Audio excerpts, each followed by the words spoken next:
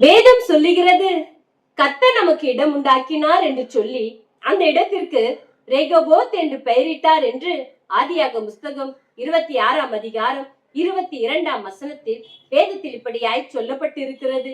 ஈசாக்கு கேராக்கின் பள்ளத்தாக்கில் தன் தகப்பன் ஆபிரகாமின் கிணற்றை தோண்டப்படும் பொழுது பகைகளும் வாக்குவாதங்களும் உண்டாகிறது.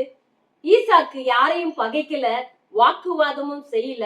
அதற்கு மாறாக இன்னொரு இடத்தை போய் தோண்டப்படும் பொழுது அந்த இடத்தை குறித்து ஒருவரும் வாக்குவாதம் செய்யல.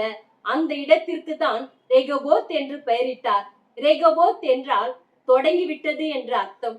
உன்னுடைய வாழ்க்கையிலும் ஆசீர்வாதத்தை கர்த்தர் தொடங்கிவிட்டார். தேவையில்லாமல் எதற்கு இந்த பிரச்சனை வந்தது, எதற்கு இந்த காரியம் எனக்கு நடந்தது என்று சொல்லி நீ நினைப்பாய். ஆனால் இந்த நாளில் ஆசீர்வாதத்தின் தொடக்கம் என்பதை உனக்கு உணர்த்தும்படியாய் கர்த்தருடைய வார்த்தை உனக்கு நேராய் வருகிறது. கர்த்தர் தாமே உங்களை ஆசீர்வதிப்பாராக. ஆமென்.